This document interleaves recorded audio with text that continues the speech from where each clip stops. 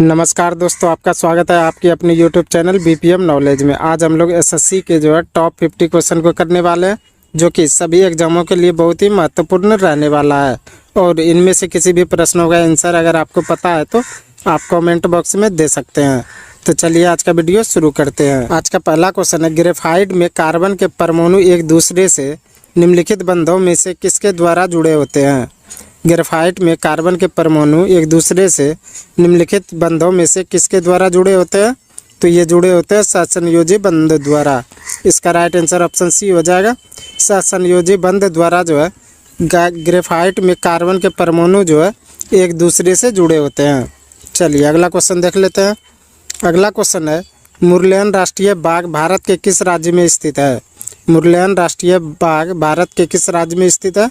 तो यह मिजोरम में। इसका राइट आंसर ऑप्शन बी हो जाएगा। मिजोरम में मुरलेन राष्ट्रीय बाग स्थित है। चलिए अगला क्वेश्चन देख लेते हैं। अगला क्वेश्चन है, गांधी इरविन समझौता किस वर्ष हुआ था। गांधी इरविन समझौता किस वर्ष हुआ था। तो ये हुआ था 1931 में। इसका राइट आंसर ऑप्शन सी हो जाएगा। 1931 में गांधी इरविन समझौता हुआ था। चलिए अगला क्वेश्चन देख लेते हैं। अगला क्वेश्चन है, पानीपत का तृतीय युद्ध किसके बीच लड़ा गया था। पानीपत का तृतीय युद्ध किसके बीच लड़ा गया था। तो ये लड़ा गया था अफगान और मराठा के बीच। इसका राइट आंसर ऑप्शन डी हो जाएगा। अफगान और मराठा के बीच पानीपत का तृतीय युद्ध लड़ा गया था। चलिए अगला क्वेश्चन देख लेते हैं। अगला क्वेश्चन है, लघु परिपथ के समय परिपथ में विद्युत धारा क्या होती है। लघु परिपथ के समय परिपथ में विद्युत धारा क्या होती है। तो ये बहुत ज़्यादा बढ़ जाती है। इसका राइट आंसर ऑप्शन ए हो जाएगा। बहुत ज़्यादा बढ़ जाएगी कब, जब लघु परिपथ के समय परिपथ में विद्युत धारा बढ़ती है। तो चलिए अगला क्वेश्चन देख लेते हैं। अगला क्वेश्चन है, निम्नलिखित में से कौन सी एक यूएसए की स्थानीय पवन है। निम्नलिखित में से कौन सी एक यूएसए की स्थानीय पवन है। तो यह है चिनूक। इसका राइट आंसर ऑप्शन ए हो जाएगा। चिनूक यह यूएसए की स्थानीय पवन है। चलिए अगला क्वेश्चन देख लेते हैं। अगला क्वेश्चन है, निम्नलिखित में से कौन सा थर्मल पावर प्लांट बिहार में स्थित नहीं है। निम्नलिखित में से कौन सा थर्मल पावर प्लांट बिहार में स्थित नहीं है। तो ये औरैया। इसका राइट आंसर ऑप्शन सी हो जाएगा। औरैया यह थर्मल पावर प्लांट बिहार में स्थित नहीं है। तो ये कहाँ है। तो ये है यूपी में। तो ये यूपी में है। चलिए अगला क्वेश्चन देख लेते हैं। अगला क्वेश्चन है, निम्नलिखित में से कौन सी प्रक्रिया वाष्प को सीधे ठोस में परिवर्तित करती है। निम्नलिखित में से कौन सी प्रक्रिया वाष्प को सीधे ठोस में परिवर्तित करती है। तो ये निहार। इसका राइट आंसर ऑप्शन बी हो जाएगा। निहार प्रक्रिया यह वाष्प को सीधे ठोस में परिवर्तित करती है। चलिए अगला क्वेश्चन देख लेते हैं। अगला क्वेश्चन है, निम्नलिखित में से कौन सा तापीय ऊर्जा संयंत्रों के संदर्भ में सम्मिलित है। निम्नलिखित में से कौन सा तापीय ऊर्जा संयंत्रों के संदर्भ में सम्मिलित है। तो ये कवास गुजरात में है। इसका राइट आंसर ऑप्शन डी हो जाएगा। कवास गुजरात में तापीय ऊर्जा संयंत्र है। चलिए अगला क्वेश्चन देख लेते हैं। अगला क्वेश्चन है, निम्नलिखित में से किसने इंडियन ओपिनियन नामक समाचार पत्र आरंभ किया।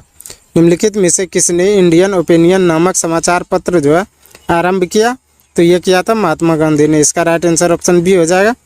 महात्मा गांधी ने इंडियन ओपिनियन नामक समाचार पत्र आरंभ किया था। चलिए अगला क्वेश्चन देख लेते हैं। अगला क्वेश्चन है, निम्नलिखित में से कौन सी गैस भूमंडलीय ऊष्मीकरण का कारण नहीं है। निम्नलिखित में से कौन सी गैस भूमंडलीय ऊष्मीकरण का कारक नहीं है। तो ये SO2। इसका राइट आंसर ऑप्शन डी हो जाएगा। SO2 यह भूमंडलीय ऊष्मीकरण का कारक गैस नहीं है। चलिए अगला क्वेश्चन देख लेते हैं। अगला क्वेश्चन है, भारतीय संविधान के अनुसार दल बदल के आधार पर किस अनुसूची में उल्लेख है। भारतीय संविधान के अनुसार दल बदल के आधार पर किस अनुसूची में उल्लेख है। तो यह 10वीं अनुसूची में। इसका राइट आंसर ऑप्शन बी हो जाएगा। 10वीं अनुसूची में भारतीय संविधान के अनुसार दल बदल आधार उल्लेख है। चलिए अगला क्वेश्चन देख लेते हैं। अगला क्वेश्चन है, निम्नलिखित में से कौन सा फूल का प्रजनन अंग नहीं है। निम्नलिखित में से कौन सा फूल का प्रजनन अंग नहीं है।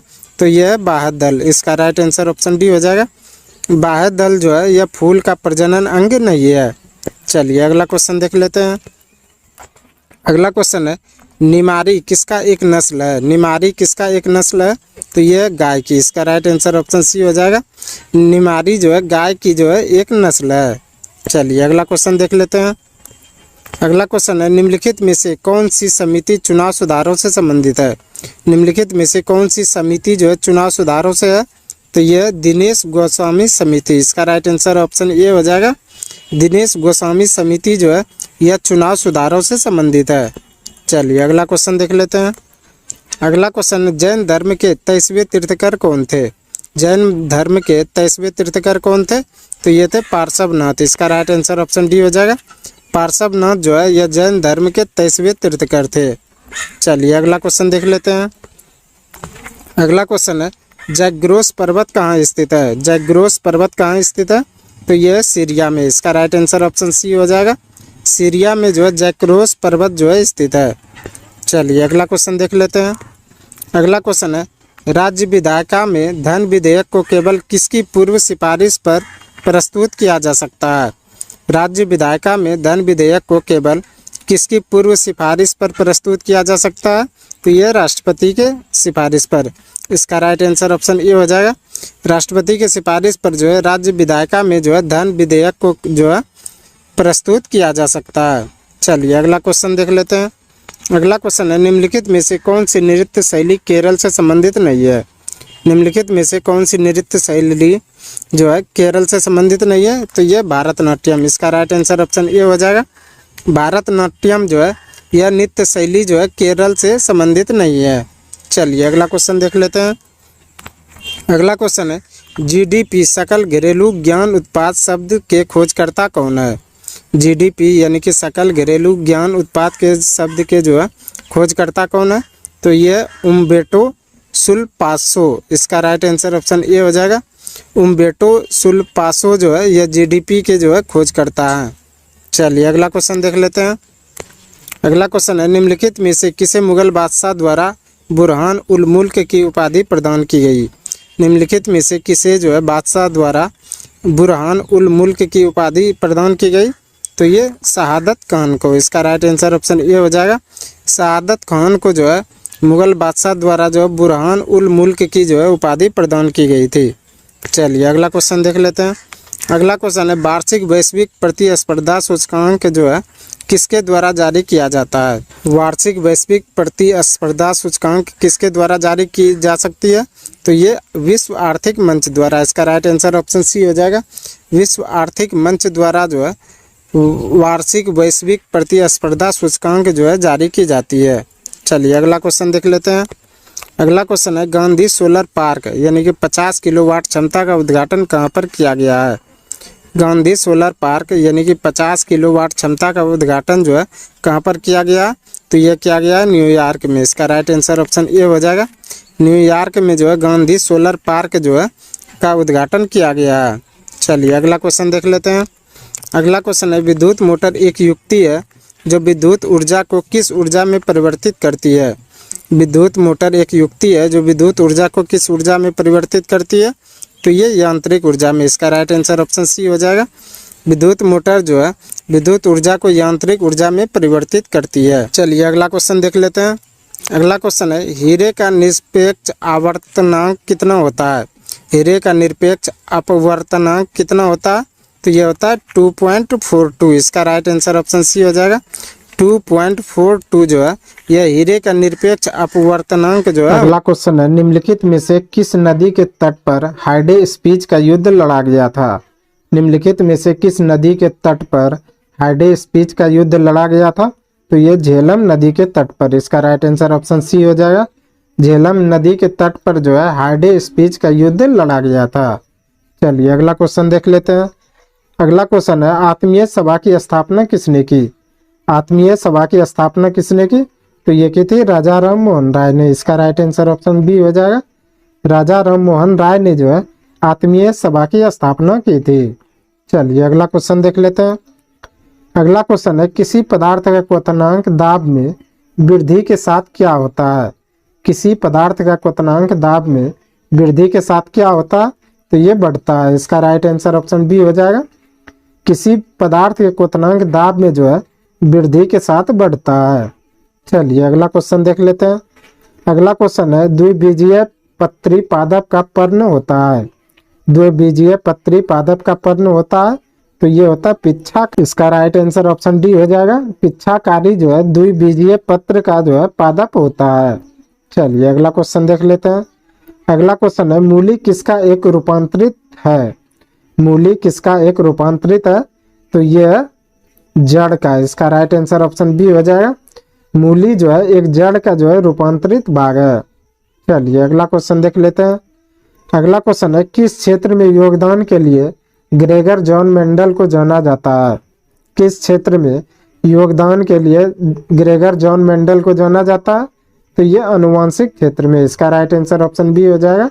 अनुवांशिक क्षेत्र में जो है योगदान के लिए जो है ग्रेगर जॉन मेंडल को जाना जाता है। चलिए अगला क्वेश्चन देख लेते हैं। अगला क्वेश्चन है ओजोन दिवस कब मनाया जाता है। ओजोन दिवस कब मनाया जाता है तो ये 16 सितंबर को। इसका राइट आंसर ऑप्शन बी हो जाएगा। 16 सितंबर को जो है ओजोन दिवस के रूप में मनाया जाता है। चलिए अगला क्वेश्चन देख लेते हैं। अगला क्वेश्चन है पानी का घनत्व किस तापमान पर सर्वाधिक होता है। पानी का घनत्व किस तापमान पर सर्वाधिक होता है तो ये 4 डिग्री सेंटीग्रेड पर। इसका राइट आंसर ऑप्शन सी हो जाएगा। 4 डिग्री सेंटीग्रेड पर जो है पानी का घनत्व का तापमान जो है सर्वाधिक होता है। चलिए अगला क्वेश्चन देख लेते हैं। अगला क्वेश्चन है भारत के कोयले के भंडार और उत्पादन के संबंध में सबसे अमीर राज्य है। भारत में कोयले के भंडार और उत्पादन के संबंध में सबसे अमीर राज्य कौन सा है तो ये है झारखंड। इसका राइट आंसर ऑप्शन बी हो जाएगा। झारखंड जो है भारत में कोयले के भंडार और उत्पादन के संबंध में जो है सबसे अमीर राज्य है। चलिए अगला क्वेश्चन देख लेते हैं। अगला क्वेश्चन है भारतीय संविधान का कौन सा भाग संविधान की आत्मा कहलाता है। भारतीय संविधान का कौन सा भाग संविधान की आत्मा कहलाता है तो ये उद्देशिका है। इसका राइट आंसर ऑप्शन बी हो जाएगा। उद्देशिका जो है यह भारतीय संविधान की जो है आत्मा कहलाता है। चलिए अगला क्वेश्चन देख लेते हैं। अगला क्वेश्चन है ग्रामीण महिलाओं के बीच बचत को बढ़ावा देने का कौन सी योजना का उद्देश्य है। ग्रामीण महिलाओं के बीच बचत को बढ़ावा देने का कौन सी योजना का उद्देश्य है तो यह महिला समृद्धि योजना। इसका राइट आंसर ऑप्शन सी हो जाएगा। महिला समृद्धि योजना जो है ग्रामीण महिलाओं के बीच में जो है बचत को बढ़ावा देने की जो है योजना है। चलिए अगला क्वेश्चन देख लेते हैं। अगला क्वेश्चन है आयुर्वेद के महान विद्वान चरक किस राजवंश के शासन काल से संबंधित था। आयुर्वेद के महान विद्वान चरक किस राजवंश के शासन काल से संबंधित था कुषाण वंश से। इसका राइट आंसर ऑप्शन डी हो जाएगा। कुषाण वंश से जो है आयुर्वेदिक के महान विद्वान चरक जो है संबंधित था। चलिए अगला क्वेश्चन देख लेते हैं। अगला क्वेश्चन है राष्ट्रीय ग्रामीण रोजगार योजना मनरेगा के तहत कितने दिनों का रोजगार प्रदान किया जाता है। राष्ट्रीय ग्रामीण रोजगार योजना यानी कि मनरेगा के तहत जो है कितने दिनों का रोजगार प्रदान किया जाता है तो ये 100 दिनों का। इसका राइट आंसर ऑप्शन सी हो जाएगा। 100 दिनों का जो है यह राष्ट्रीय ग्रामीण रोजगार योजना के तहत जो है रोजगार प्रदान किया जाता है। चलिए अगला क्वेश्चन देख लेते हैं। अगला क्वेश्चन है निम्नलिखित में से कौन सी समिति मुख्यतः जनजातीय क्षेत्रों में पंचायती राज से संबंधित है। निम्नलिखित में से कौन सी समिति मुख्यतः जनजातीय क्षेत्रों में पंचायती राज से संबंधित है तो यह पीके थुंगन समिति। इसका राइट आंसर ऑप्शन सी हो जाएगा। पीके थुंगन समिति जो है यह मुख्यतः जनजातीय क्षेत्रों में जो है पंचायती राज से संबंधित है। चलिए अगला क्वेश्चन देख लेते हैं। अगला क्वेश्चन है पुष्यमित्र शुंग द्वारा मारे जाने वाला अंतिम मौर्य शासक कौन था।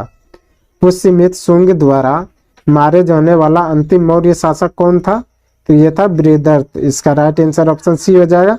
बृहदर्थ जो है पुष्यमित्र शुंग के द्वारा जो है मारे जाने वाला अंतिम मौर्य शासक था। चलिए अगला क्वेश्चन देख लेते हैं। अगला क्वेश्चन है टोबा झील कहाँ स्थित है। टोबा झील कहाँ स्थित है तो यह सुमात्रा में। इसका राइट आंसर ऑप्शन डी हो जाएगा। सुमात्रा में जो है टोबा झील स्थित है। चलिए अगला क्वेश्चन देख लेते हैं। अगला क्वेश्चन है भारत रत्न पुरस्कार का शुभारंभ जो है किस वर्ष किया गया था। भारत रत्न पुरस्कार का शुभारंभ जो है किस वर्ष किया गया था तो यह किया गया था 1954 में। इसका राइट आंसर ऑप्शन बी हो जाएगा। 1954 में जो है भारत रत्न पुरस्कार का जो है शुभारंभ किया गया था। चलिए अगला क्वेश्चन देख लेते हैं। अगला क्वेश्चन है, निम्नलिखित में से कौन सा रोग विषाणु जनित है? निम्नलिखित में से कौन सा रोग विषाणु जनित है? तो ये है एड्स। इसका राइट आंसर ऑप्शन ए हो जाएगा। एड्स जो है यह रोग विषाणु जनित रोग है। चलिए अगला क्वेश्चन देख लेते हैं। अगला क्वेश्चन है, आलू का कंद एक रूपांतरित है। आलू का कंद एक रूपांतरित है, तो यह है तना का। इसका राइट आंसर ऑप्शन ए हो जाएगा। तना का जो है आलू का कंद जो है एक रूपांतरित है। चलिए अगला क्वेश्चन देख लेते हैं। अगला क्वेश्चन है, सामान्य नेत्र की रेटिना पर बनने वाला प्रतिबिंब होता है। सामान्य नेत्र की रेटिना पर बनने वाला प्रतिबिंब होता है, तो यह था वास्तविक और उल्टा। इसका राइट आंसर ऑप्शन बी हो जाएगा। वास्तविक और उल्टा जो है सामान्य नेत्र पर जो है रेटिना पर बनने वाला प्रतिबिंब होता है। चलिए अगला क्वेश्चन देख लेते हैं। अगला क्वेश्चन है, पसीने में सामान्यतः उपस्थित कौन सी खनिज लवण होता है? पसीने में सामान्यतः उपस्थित कौन सी खनिज लवण होता है? तो ये होता है सोडियम क्लोराइड। इसका राइट आंसर ऑप्शन बी हो जाएगा। सोडियम क्लोराइड जो है पसीने में सामान्यतः उपस्थित होने वाला खनिज लवण होता है। चलिए अगला क्वेश्चन देख लेते हैं। अगला क्वेश्चन है, भाषाई पुनर्गठन के बाद एक अलग आंध्र प्रदेश राज्य का गठन किस वर्ष किया गया था? भाषाई पुनर्गठन के बाद एक अलग आंध्र प्रदेश राज्य का गठन किस वर्ष किया गया था? तो ये 1956 में। इसका राइट आंसर ऑप्शन डी हो जाएगा। 1956 में जो है भाषाई पुनर्गठन के बाद जो है एक अलग आंध्र प्रदेश राज्य का गठन किया गया था। चलिए अगला क्वेश्चन देख लेते हैं। अगला क्वेश्चन है, निम्नलिखित में से कौन प्रसिद्ध तबला वादक थे? निम्नलिखित में से कौन प्रसिद्ध तबला वादक थे? तो ये थे अल्लाह रखा। इसका राइट आंसर ऑप्शन सी हो जाएगा। अल्लाह रखा जो है यह प्रसिद्ध तबला वादक थे। चलिए अगला क्वेश्चन देख लेते हैं। अगला क्वेश्चन है, पुस्तक हुमायूंनामा किसने लिखी थी? पुस्तक हुमायूंनामा किसने लिखी थी?